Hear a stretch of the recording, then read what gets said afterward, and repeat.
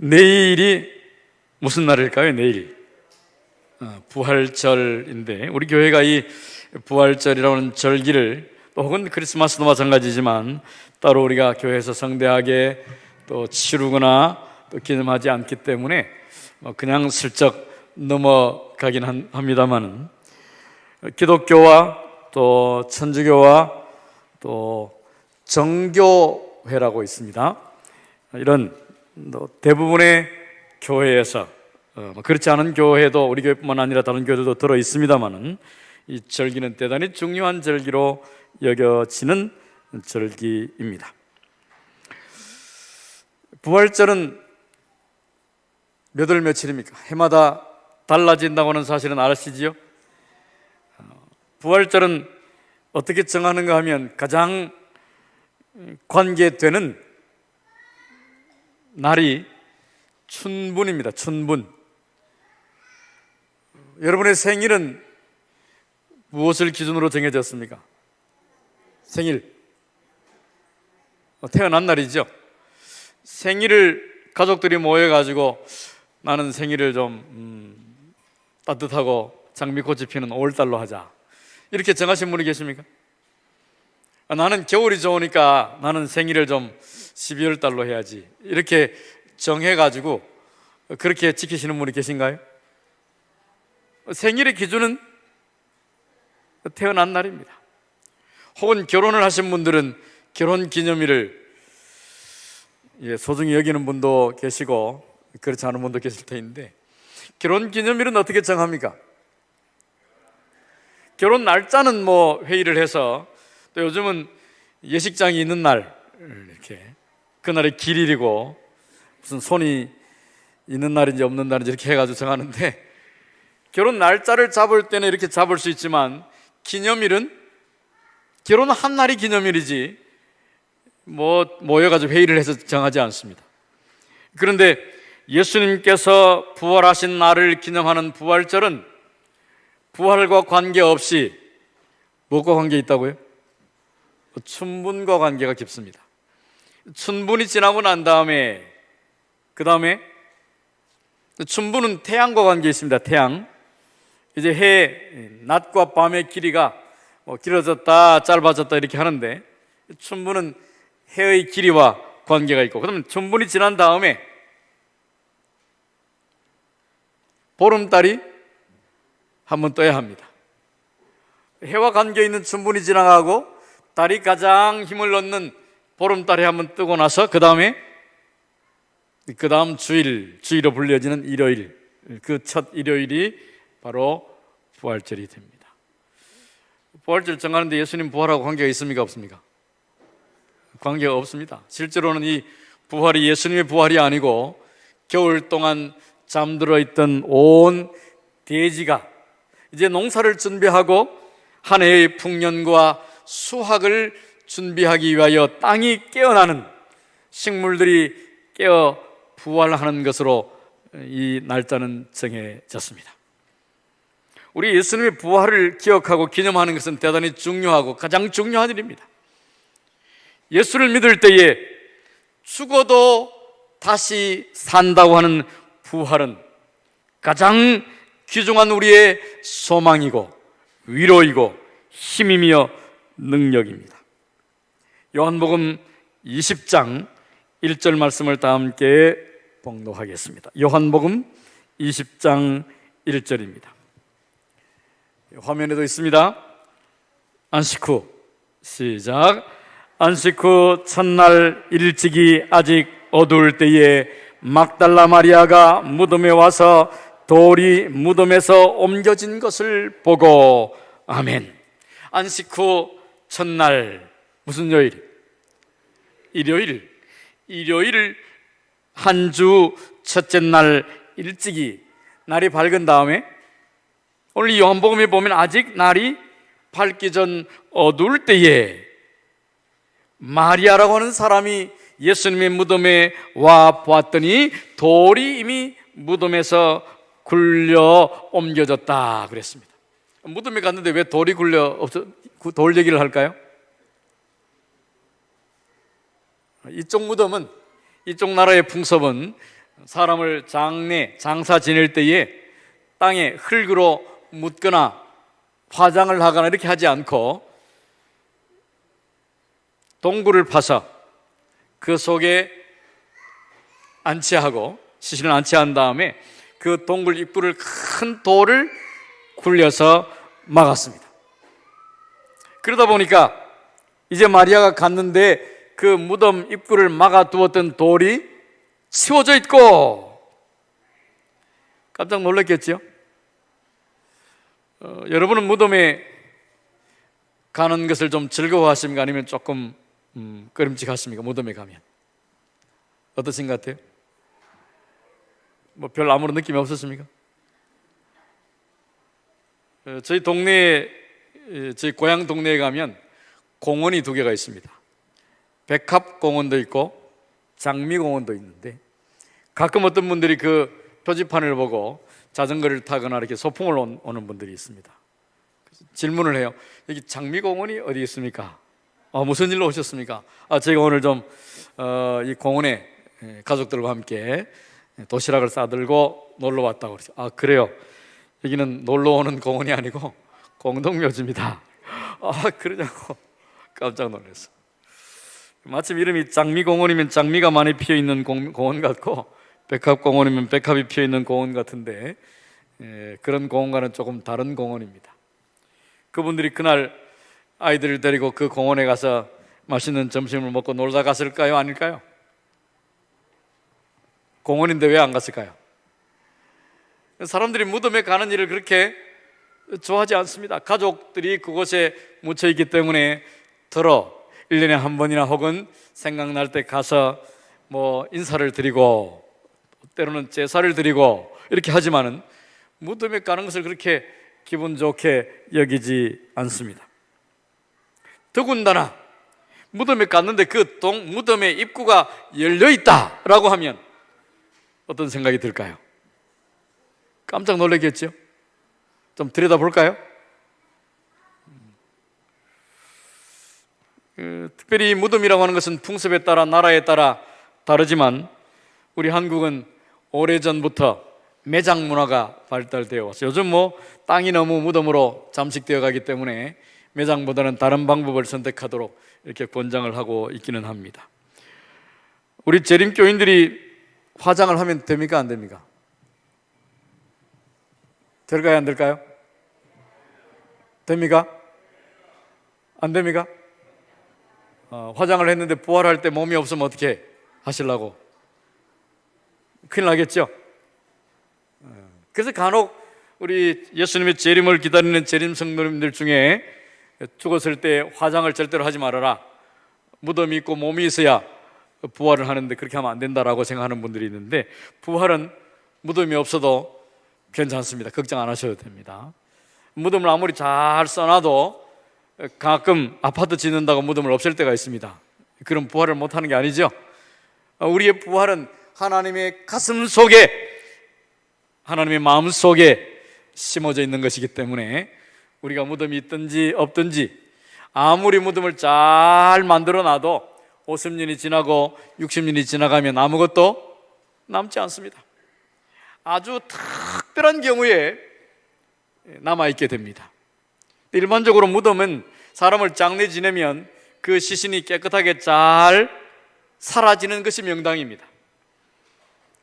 오랫동안 그 몸이 사라지지 않고 남아있으면 그 묘가 좋지 않은 묘라고 그렇게 얘기를 합니다. 아마 우리는 그런 것을 믿지도 따지지도 않지만 사람들이 그렇게 생각을 해요. 어떤 사람들은 이것을 믿으면 사는 것이 굉장히 좀 고달파집니다. 이사를 해야 되는데 이사 날짜를 제대로 잡기가 어려워가지고 어떤 날을 이사하면 안 좋다 그러더라, 어떤 날을 이사하면 좋다 그러더라. 그런데 날짜를 받아놨는데 그날 이사를 할 수가 없어. 그럼 어떻게 해야 돼요? 방법이 있답니다. 잘 들어서 이용을 하시길 바랍니다. 그곳에 밥솥을 갖다 놓으면 된다고 그래요. 이사할 집에. 그래서 혹은 다른 사람이 살고 있으면 양해를 구하고 밥솥을 갖다 놓으면 된다. 근데 어떤 사람은 밥솥 갖다 놓는 건 안 되고 거기서 밥을 해 먹어야 된다고 그래요. 그래서 또 그 앉아가지고 밥을 한번 먹고 나오면 이사를 한 게 되기 때문에 귀신들이 이사를 왔구나 이렇게 인정을 해준다고 그럽니다. 날짜를 잡았는데 잘 안 맞으면 그렇게 해보시기 바랍니다. 참 괴롭게 살죠. 하나님께서 우리를 도우시면 아무 문제가 없는데 간혹 이런 웃지 못할 일이 생깁니다. 어떤 사람도 그러더라고요. 밥솥 아니어도 된다, 냄비로도 밥을 해먹을 수 있으니까 냄비를 갖다 놔도 된다, 그렇게 얘기하는 분이 있습니다. 오래전에 제가 어느 교회를 갔는데 한겨울이었으면 눈이 펑펑 내리는데 그 어느 집의 마당에 이삿짐이 아주 엄청나게 늘어져 있었습니다. 이게 무슨 일이냐고 그랬더니 이사 갈 사람은 날을 받았는데 아직 가면 안 돼요. 며칠 있다가 가야 되고, 이사 오는 사람은 오늘 꼭 이사를 와야 된다고 해서 이사를 왔는데 눈이 온 것입니다. 근데 집이 아직 갈 사람이 안 나갔기 때문에 짐을 들여놓을 수 없으니까 마당에다 짐을 버려놨는데, 그래도 이사 한 걸로 아마 인정을 해주나 봐요. 어쨌든 갖다 놨는데 비가 오고 눈이 와가지고 이삿짐이 매우 많이 젖은 모습을 봤습니다. 아마 책임지겠죠. 그 귀신님이 좋은 날이라고 나를 받아줬으니까. 어쨌든 이 무덤이라고 하는 것이 그리 썩 기분 좋은 곳은 아니지만 마리아가 갔을 때 그 무덤이 비어있음을 보고 깜짝 놀랐습니다. 무슨 생각을 했을까요? 누군가가 우리 주님의 시신을 훔쳐갔나 보다, 이렇게 생각을 했어요. 그런데 사실은 알고 보니까 예수님이 그날 뭐 하신 겁니까? 부활하셨다. 우리가 부활절을 기념하지는 않지만은, 부활절이 부활과 관계없기 때문에 기념하지는 않지만은, 예수님이 부활하셨다고 하는 이 사실을 믿고 오늘 우리도 또한 부활할 것을 믿는 것은 우리의 믿음에 대단히 중요한 가장 좋은 특권입니다. 죽어도 산다고 하는 희망을, 소망을 하나님께서 우리에게 주셨습니다. 언젠가 우리가 죽은 다음에 다시 살아날 부활의 소망도 있지만, 그 부활의 소망이 오늘 우리의 삶 속에서, 오늘 우리의 신앙 속에서, 오늘 우리의 삶의 현장에서 경험될 때 그것이야말로 부활을 지키는 것이고 부활절을 기념하는 것이 될 것입니다. 예수님께서 부활하신 날을 아무리 기념을 잘하고 제사를 잘 지낸다 할지라도 우리의 삶에 부활이 없고 마침내 우리가 부활할 수 없다면 그 부활절은 의미가 없습니다. 예수님께서 부활하신 것은 우리에게 부활절을 지키고 그날 떡을 얻어 잡수기 위하여, 떡 아니고 뭘 나눠 먹죠? 달걀, 계란을, 그래서 거기다 그림을 잘 그려가지고 나눠 먹습니다. 이 달걀도 계란도 나눠 먹는 이유가 있습니다. 계란이 엄마가 깔고 앉아 있으면, 3주일 동안 깔고 앉아 있으면 그 계란 속에서 뭐가 나와요? 병아리가 나와요. 예쁜 병아리가 나옵니다. 생명이 탄생하는 거예요. 그래서 탄생, 생명, 부활을 기념하는 기념으로 사용합니다. 이것들도 다 이교 풍습에서 온 것입니다.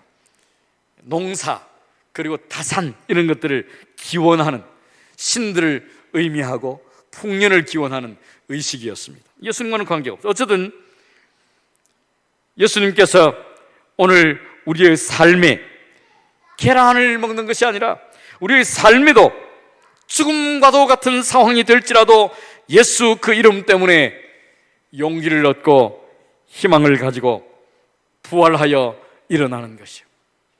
어떤 사람은 걱정을 전문적으로 잘 하는 사람이 있고, 어떤 사람은 걱정을 웬만큼 해서는 걱정하지 않는 사람들도 있습니다. 어떤 사람은 조금만 걱정이 있어도 소화가 되지 않고 잠이 오지 않고 이런 사람이 있고, 어떤 사람은 천하가 두 번쯤 무너져도 쿨쿨 잠을 잘 자고 먹을 걸 잘 먹고 살도 여전히 잘 찌고 이런 분들도 있고, 타고난 천성이 그런 분들도 있지만은 예수 믿기 때문에 예수 안에서 모든 염려와 걱정을 다 주님의 손에 맡겨 버리고, 맡겨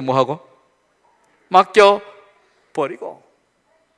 옛날에는 버리면 좀 한참 있다가 사라졌는데 요즘은 버리면 바로 없어집니다. 쓰레기를 치우는 분들이 와서 가져가 버리는 거예요. 그래서 잘못 버리면 큰일 나요. 우리가 우리의 염려와 우리의 수고와 우리의 고통을 하나님 앞에 믿음으로 맡겨 뭐하고? 버려놓고 자꾸 주워오지 마시기 바랍니다. 못 주워옵니다. 버스 버려놨는데 쓰레기통을 차고 뒤져가지고 뭔가 또 쓸데 있는가 하고 가져오시면 안 돼요. 염려와 걱정은 다 주님의 손에 맡겨 버리고, 이게 중요해요. 부활을 기억한다고 하는 것은, 부활을 경험한다고 하는 것은 예수 안에서 죽음과 같은 절망에서 깨어 일어나는 것이고, 어떤 바람과 고난과 시련도 우리 속에 있는 소망의 이유를, 부활의 근원을 없애버릴 수 없다는 것입니다. 우리가 요즘 계속해서 창세기의 이야기를 함께 나누고 있습니다. 창세기 1장부터 3장까지는 어디 이야기? 하늘 이야기. 2장까지 3장부터 이제 땅 이야기가 시작되는데, 아담과 하와 이야기, 그리고 아벨, 가인 이야기를 조금 한 다음에 바로 6장부터 무슨 얘기가 나옵니까? 노아, 홍수 이야기가 11장까지 나오고, 12장부터는 아브라함의 가족 이야기가 나옵니다. 아브라함의 아들, 믿음의 조상 아브라함의 아들 이삭은 순종의 아들이라고 별명을 좀 붙여보았습니다. 이삭의 아들 야곱은 12아들을 낳았습니다. 야곱은 기도의 전문가였습니다. 12아들 중에 가장 유명한 그 야곱의 대를 잇는 실제 장자가 아니고 11번째지만 마치 장자 역할을 하고 가문의 대를 이었던 11번째 아들 이름이 요셉. 아브라함과 이삭과 야곱과 요셉 이야기가 그 다음 이야기입니다. 창세기 12장부터 마지막까지 이야기입니다. 이 이야기를 잘 이해하면 창세기의 개요를 다 이해하게 되는 것이고, 창세기가 끝나고 나면 그 다음에 오는 책이 출애굽기. 원래 가나안에 살았지만 하나님께서 아브라함을 불러서 가나안이라고 하는 곳에 살게 하셨는데, 흉년이 들어서 요셉 때에 애굽이라고 하는 곳에 팔려가서 그곳에 총리가 되므로 하나님께서 지혜를 주시고, 그 어려울 때에, 흉년이 들고 어려움에 처했을 때에 그의 아버지 야곱과 그의 형제들이 다 이집트로 내려가서 자리를 잡게 되므로, 그들이 그곳에서 요셉 때문에, 총리 대신이었던 요셉 때문에 귀족 대접을 받았지만은 세월이 지나고 나서 요셉이 죽자 그들은 단지 이집트라고 하는 나라에 살아가는 외국에서 온 나그네들이었습니다. 그래서 서서히 그들은 종의 신분으로 전락되었습니다. 그래서 마침내 그들이 애굽, 이집트를 떠나서 다시 그들의 고향 땅인 가나안으로 돌아가는 이야기가 창세기 다음에 나오는 두 번째 성경책 출애굽기 이야기입니다. 오늘은 창세기의 마지막 부분입니다. 요셉의 이야기를 조금 함께 나누게 됩니다. 야곱은 4명의 아내가 있었습니다. 4명의 둘은 외삼촌 댁에서 정식으로 결혼한, 물론 나머지 둘도 정식으로 결혼하긴 했지만은 둘은 외삼촌의 딸들이고 둘은 그들의 종이어서 결혼을 하고 자식을 낳아도 종은 여전히 종으로 불려지는 모습을 우리가 보았습니다. 그런가 하면 유모였지만, 어쩌면 유모는 거의 종과 크게 차이가 없는 신분임에도 불구하고 그의 죽음에 대하여 성경이 장을 할애하고 매우 귀중하게 기록하고 있는 것은 우리의 신분과 관계없이 하나님께서 우리의 삶에, 우리의 생명의 가치를 소중하고 귀중하게 보신다고 하는 것입니다. 오늘 드디어 요셉의 이야기의 마지막인데, 특별히 요셉이라고 하는 이 사람은 11번째로 태어나는데 그의 엄마 이름이 라헬입니다. 라헬인데 이 엄마가 일찍 좀 죽었습니다. 야곱이 가장 사랑했던 아내인데 그가 일찍 세상을 떠납니다. 그래서 야곱의 관심과 애정이 다른 그 형들 10명과 또 그 요셉의 동생인 베냐민이라고 하는 동생이 있었음에도 불구하고 야곱의 사랑이 요셉에게 집중됩니다. 여러 아들들 중에 하나를 더 사랑하는 것을 뭐라고 그럽니까? 편애라고 그러죠. 이 야곱 이 사람이 자신이 도망을 가야 하고 외삼촌 댁에서 20년이라고 하는 세월을 보내야 하고 형한테 죽을까봐 걱정을 하고 염려를 하고 야복 강가에서 죽을 똥 살똥 씨름을 하고 그 계기가 뭐 때문에? 그 원인의 하나가 대단히 중요한 원인이 뭐였습니까? 그의 어머니의 또 아버지의 편애였습니다. 아버지는 에서를 더 사랑하고 일반적이죠. 장남을 아끼는 것은 아버지들의 일반적인 상황이었습니다. 그런데 엄마는 또 장남이 아니라 동생인 야곱을 편애했습니다. 그래서 형이 받을 축복을 엄마가 모의해서 동생이 축복을 받도록 함으로 결국 죽는 날까지 그 사랑하는 작은 아들을 제대로 볼 수 없었고 아들은 외지에서 자기 친정 동네이긴 하지만은 멀리 떨어져서 20년이라고 하는 세월을 얼굴을 보지 못한 채 지내야만 했습니다. 편애는 대단히 위험한 죄의 씨앗이 됩니다. 야곱이 자신이 그랬음에도 불구하고 여전히 또 자신의 아들 중에 하나를 특별히 편애함으로 형들이 어땠을까요? 근데 이 집이 좀 평안한 집은 아니었던 것 같아요. 부인이 좀 많다 보니까 부인들끼리 좀 잘 지냈을까요? 잘 지내기가 쉽지 않죠. 좀 시끄러운 집안이어서 부모들이 그러다 보니까 엄마들이 그러다 보니까 형제들도 굉장히 그 성격이 좀 다툼이 많고 질투하고 이런 정신들이 많이 배양이 되었다 그랬습니다. 근데 편애를 하는데 다른 것보다 다른 편애도 많이 했지만은 이 야곱이 특별히 11번째 거의 막내로 자란 이 11번째 아들 요셉에게 특별한 옷을 해 입힙니다. 성경에 보면 무슨 옷이라고 그래요? 무슨 옷이요? 색동옷이라고 그랬는데 채색옷, 색동옷, 때때옷 이렇게 불려져요. 그래서 저는 어릴 때 이 성경 이야기를 들으면서 그래서 우리가 명절 때 입는 설 때 입는 그런 꽃가옷을 입었구나 이렇게 생각을 했는데 이렇게 알고 보니까 뭐 그런 옷은 아니고 귀족들이 입는 좀 한량들이 입는 치마가 길게 옷이 이렇게 술이 늘어지고 소매가 긴 이런 옷들 이런 옷이라고 그래요. 일을 할 때는 대단히 불편하고 어울리지 않는 작업할 때는 매달이 대단히 어려운 그래서 뒷짐을 지고 있거나 아주 호기하게 자라는 도련님들만 입는 그런 옷이라고 그래요. 근데 이 아들은 다른 형들은 다 늘 일하느라고 바쁜데 이 11번째 아들 요셉은 늘 이 옷을 입었습니다. 특별히 긴 옷이라고 좀 생각을 하면 좋겠어요. 긴 옷. 어느 날 형들이 들에 가서 양을 치고 있는데 아버지가 요셉에게 심부름을 시킵니다. 저기 형들에게 가서 먹을 양식을 좀 갖다 주고 갈아입을 옷도 좀 갖다 주고 오너라. 요셉이 기분 좋게 갔을까요? 좀 안 좋게 갔을까요? 신이 났을 것 같습니다.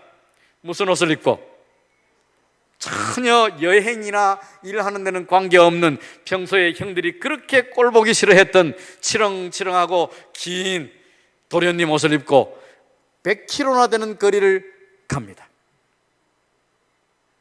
한 80km쯤 갔는데 형들이 없었습니다. 그곳에 있다는 소문을 듣고 갔는데 없어서 그곳에 있는 사람들이 물어봤더니 그곳에 다시 한 20km 떨어진 곳에 형들이 옮겨갔다고 그래서 딱 가서 형들을 만나게 되는데 형들이 안 그래도 꼴 보기 싫은데 동생이 오는 모습을 보는데 동생이 무슨 옷을 입고 있어요? 또 그 보기 싫은 옷을 또 입고 오네. 그래서 멀리 올 때 벌써 형들이 의논을 해서 무슨 의논을 합니까? 저놈을 오늘 없애자. 굉장히 끔찍하고 엄청난 의논을 합니다. 근데 그 중에 르우벤이라고 하는 형이 있었습니다. 형제들이 다 동생을 죽여버리자 이렇게 의논을 했는데 르우벤이 한 가지 제안을 합니다. 우리가 그래도 우리 손으로 동생을 죽이지는 말자. 그냥 빈 구덩이 속에 던져놓고 굶어 죽도록 그냥 버려두자, 이렇게 합니다. 그리고 그 옆에 앉아서 형제들이 뭐 합니까? 성경에 보면 그들이 그 옆에 앉아가지고 동생이 싸들고 온 음식을 먹고 앉아 있습니다. 굉장히 대조적이죠.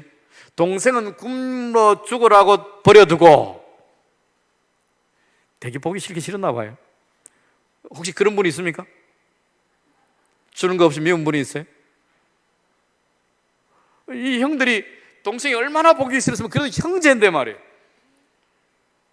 죽이려고, 그것도 처음에는 아예 그냥 그들의 손으로 죽이려고 하다가 형이 맏인 르우벤이 그러지 말자고 말리니까, 그러면 뭐 죽이지는 말고 굶겨 죽이자, 그 옆에 앉아서 음식을, 도시락을 까먹고 있습니다.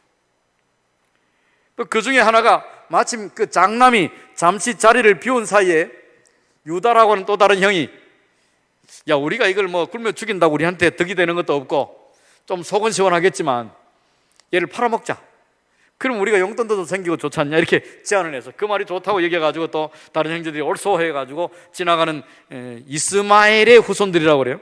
이스마엘의 후손이 누굽니까?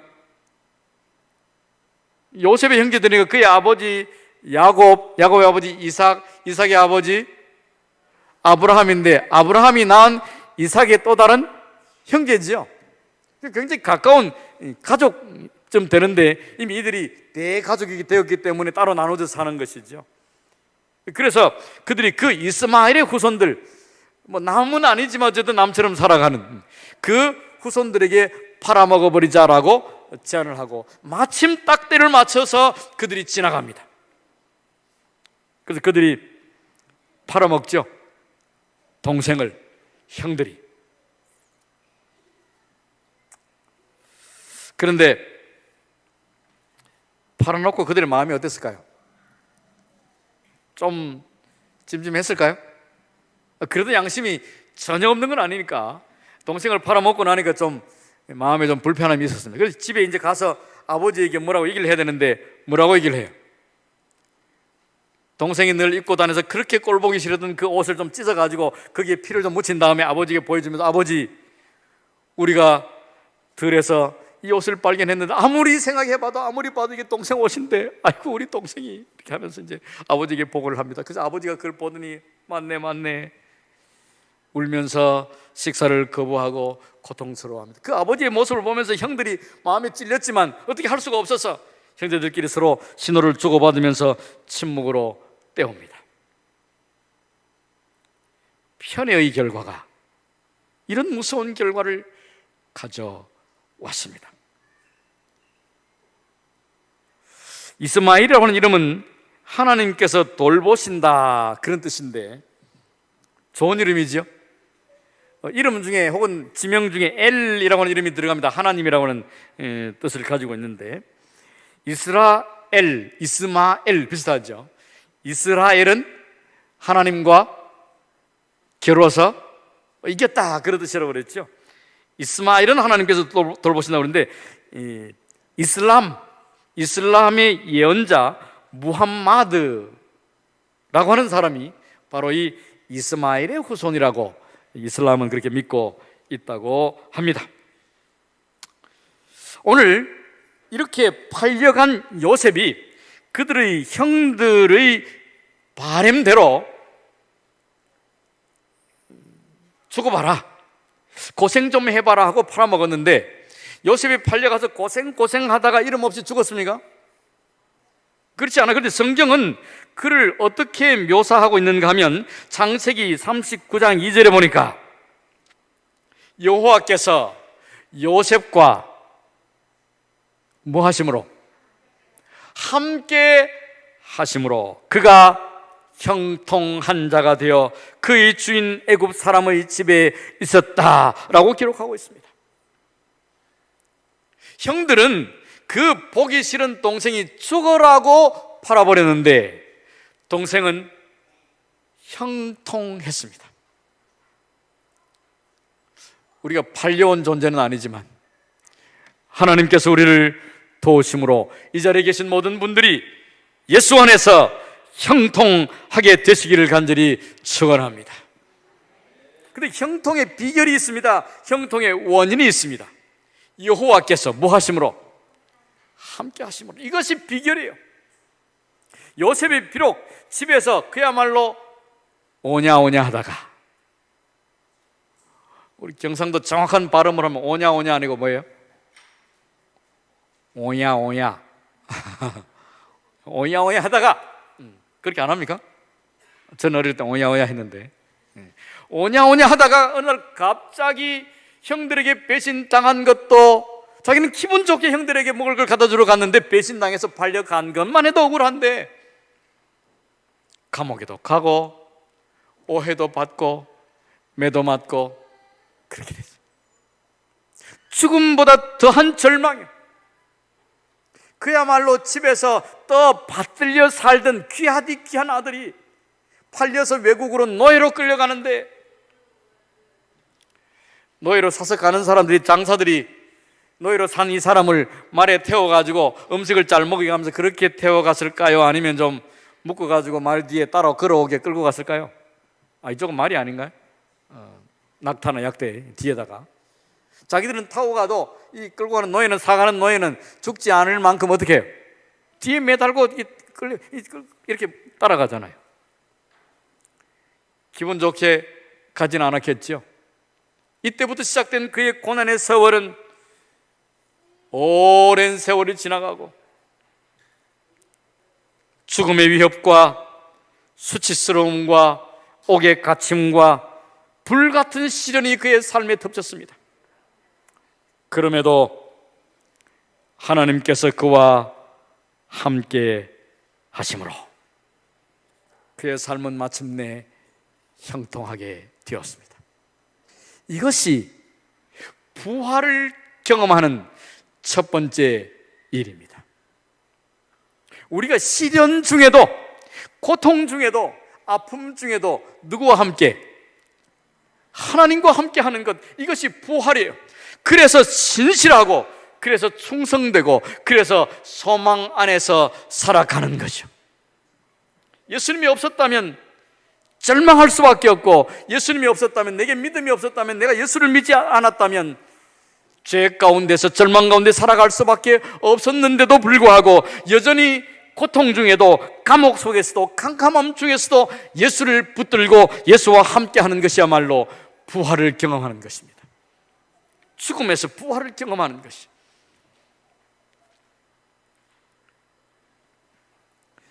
주보에 관로를 좀 넣어놨습니다. 어렵지 않지요? 잘 채워보시길 바랍니다. 제가 언젠가 시험을 좀 치려고 그래요. 시험, 창세기를 주제로, 빛을 전한 사람들 주제로 시험을 한번 칠 건데, 주보를 잘 보시면 답이 좀 있고, 설교를 잘 들으시면 답을 달 수 있고, 책을 잘 읽으시면 답을 할 수 있는. 시험 친다니까 긴장되시죠? 네, 시험 칠 겁니다. 잘 기억을 하시기 바랍니다. 시련의 때에 여전히 하나님과 뭐하는? 함께하는 성실함으로 살아가는 신앙의 삶이다. 부활을 기억한다고 하는 것은, 부활을 지킨다고 하는 것은, 부활을 누린다고 하는 것은 시련과 고난과 위협과 고통의 때에도 여전히 하나님과 함께하는 무엇으로? 성실함으로 살아가는 신앙의 삶이다. 가끔은 원망스러울 때도, 때로는 믿음을 놓아버리고 싶을 때도, 너무 바쁘고 힘들 때에도, 도무지 이길 수 없을 것 같은 고통의 때에도 하나님을 붙들고 살아가는 것, 이것이 부활 신앙입니다. 그 다음에 형제들은 하나같이 동생을 미워하고 질투하고 그들을 죽이기까지, 한마디로 그들의 성품을 뭐라고 좀 할까요? 형들이 좀 어떤 사람들 같아요? 좀 안 좋게 표현하면 독하죠? 악독한 사람들이에요. 동생을 죽이려고 모의하고 팔아먹고. 편안하게 살았을까? 아버지가 슬퍼하는 모습을 볼 때마다 양심이 좀 찔렸겠지요? 어쨌든 그들은 동생을 죽음으로 몰아버린. 옛말에 사람은 뭐 해서 쓰지 않는다? 고쳐 쓸 수 없다고 하는 말이 있습니다. 이 말이 진짜일까요? 예로부터 조상들로부터 전해져 온 이 말이기 때문에 상당 부분 많은 케이스에서는 진짜입니다. 그런데 오늘 동생을 향한 분노와 질투 때문에 동생을 죽음으로 몰아내었던 형들이 선지자의 글에는 이렇게 기록됩니다. 요셉이 그의 형제들로부터 떨어져 있던 여러 해 동안에 야곱의 아들들의 성품은 변화되었다. 그들이 전에는 질투하고 불온하고 속이기 잘하고 잔인하고 복수심이 강했으나 역경을 겪은 지금에는 이타적이고 서로 간에 진실하고 그들의 아버지께 효도했으며 중년에 접어들었으나 아버지의 권위에 복종하고 있었다. 나이 들면서 철이 든 것입니다.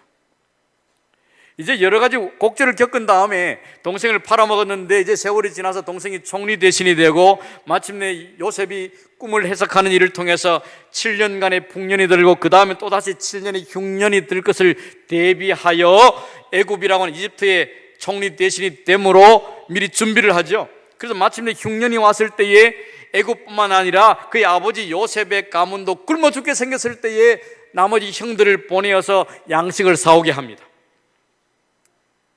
그때 요셉이 형들을 알아보고, 형들은 요셉을 몰라봤지만 요셉은 형들을 알아보고 형들을 시험합니다. 형들이 옛날 나 팔아먹을 때하고 똑같이 나쁜 놈들인 거 아닌가, 그죠?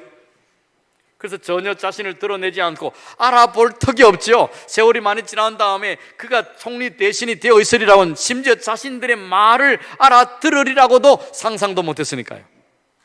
뭐 전혀 물론 그 이집트에 가보면 이 이집트 박물관에 가면 수많은 미라들이 있고 그림들이 있는데 그 당시의 미라들과 그림들을 보면 왕족들과 귀족들이 화장을 했습니다. 굉장히 진하게 남자들이 특별히 눈 화장을 아주 진하게 했습니다. 그 당시에도 물감이 아마 뭐 요즘처럼만큼은 아니겠지만은 그 당시에 나름 색조 화장이 굉장히 많이 발달이 되어 있어가지고 눈 화장을 아주 진하게 많이 했어요. 아마 요셉도 그랬을 것 같아. 눈 화장을 이렇게 하고 보통 이제 영화를 보면 우통을 잘 안 입고 있죠, 위에 옷을. 그리고 이제 높은 분들은 호를 들고 금으로 특별한 장신구문은 붙이고 머리에는 이렇게 했는데 위에 옷은 주로 안 입고 계신 것 같아요. 뭐 그런 모습으로 있으니까 알아볼 수가 없었습니다.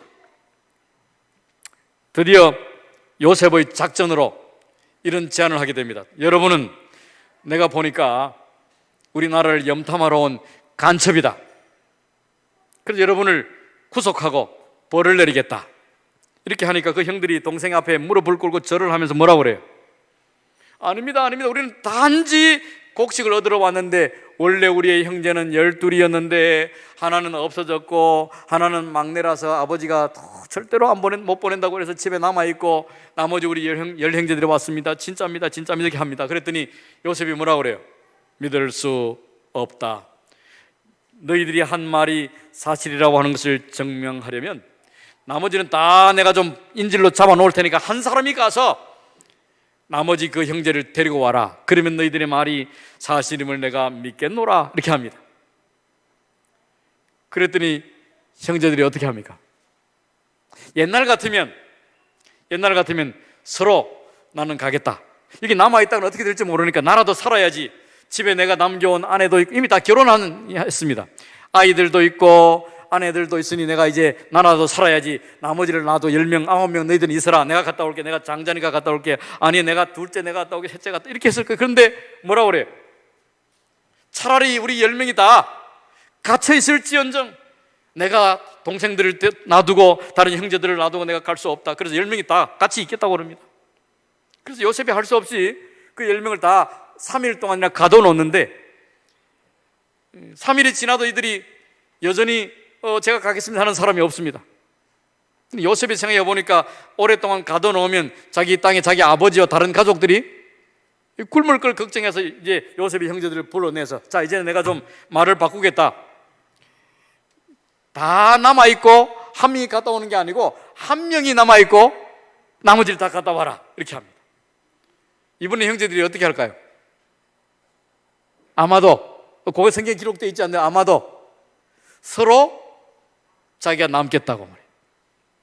근데 요셉이 한 사람을 지명해서 딱 묶어가지고 구속을 시키고 나머지를 돌려보냅니다. 뭐 그 가중에 또 다른 일들이 일어나는데, 갔다가 아버지에게 이제 아버지, 우리가 요셉에 가서 이 애굽에 가서 이런 일들이 있었는데 동생을 데려가지 않으면 우리가 간첩으로 몰려가지고 우리 형제들이 다 죽게 생겼습니다. 아니요, 우리는 이제 안 돌아가면 그만일지 모르지만 거기 볼모로 잡혀있는 동생은 하나는 죽습니다. 그랬더니 아버지가 뭐라고 그래요? 그 잡혀있는 놈은 죽어도 된다. 근데 베냐민과 너희들은 더 이상은 가지 말자. 그 하나 죽은 것으로 그냥 끝내자, 이렇게 해요. 이미 오래전에 내가 가장 사랑했던 동생도 죽었고 또 하나 잡혀가 있는데 또 다른 동생마저 가면 못 온다. 그때 르우벤이 뭐라고 그래요? 아버지, 제가 목숨 걸고 다녀오겠습니다. 만약에 가서 잡혀있는 시므온을 데려오지 못하면 제 아들 둘이를 죽이십시오. 그랬죠. 그래도 아버지가 안 된다고 그럽니다. 조금 시간이 지나고 나서 그나마 얻어온 곡식이 다 떨어져서 이제는 다시 곡식을 얻으러 또 사러 또 가야 돼요. 그냥 갈 수가 없었어. 그냥 가면 약속을 지키고 거짓말이 되니까 유다가 또 뭐라 그래요? 아버지, 제가 책임지겠습니다. 제 목숨을 담보로, 제 생명을 담보로 제가 만약에 가서 남아있는 그 한 형제를 데려오지 못하고 베냐민을 데려갔다가 다시 만약에 못 데리고 오는 일이 생긴다면 저를 죽이십시오. 저를. 좀 달라졌습니까? 그랬더니 이 르우벤과 유다뿐만 아니라 다른 형제들이 다 자신들이 한 목소리로 목숨을 걸고 자신들이 죽더라도 남아있는 그 한 형제를 구하고 베냐민을 책임지겠다고 한 목소리로 아버지에게 간청을 합니다. 그래서 아버지가 어쩔 수 없이 그 형제들을 보내게 됩니다. 결론적으로는 베냐민도 죽고 다 죽었습니까? 마침내 잃어버리고 죽은 줄 알았던 요셉을 만나고 그 흉년과 기근의 때에 온 가족이 다 애굽으로 내려가서 귀족 대접을 받습니다. 야곱이 이제 그 11번째 아들인 요셉 때문에 17년간을 내려가서 더 큰 소리를, 이제 내려가서 그런 얘기하면 나는 이제 더 이상 여한이 없다. 이제 내가 마침내 잃어버렸던 아들도 찾고 마치 귀족 집안처럼 대접받고 살고 더 이상 여한이 없다. 죽어도 더 이상 원이 없다. 이렇게 했는데 하나님께서 그에게 17년이라고 하는 세월을 더 누릴 수 있도록 은혜를 주십니다. 이것이 우리가 경험해야 할 두 번째 부활입니다. 예수 안에서 무슨 삶이요? 예수 안에서 무슨 삶을? 변화된 삶을. 예수 안에서 우리의 성품이 변하고 사람이 달라지는 세상의 오래된 습관과 풍습과 경험은 사람은 고쳤을 수 없다고 말하지만 예수 안에서 고린도후서 5장 17절은 말하기를 그런즉 그리스도 안에 있으면 무슨 피조물? 새로운 피조물이라. 이전 것은 지나갔으니 보라 새 것이 되었도다. 사랑하는 믿음의 가족 여러분, 주님께서 우리를 새롭게 해주시기를 간절히 원합니다. 예수 안에서 우리의 타고난 성품조차도 달라질 수 있습니다. 믿음 안에서, 주 안에서 변화되는, 그래서 마침내 주의 부활을 경험함으로 영원한 생명을 누리는 우리의 믿음의 가족들이 다 되시기를 간절히 축원합니다.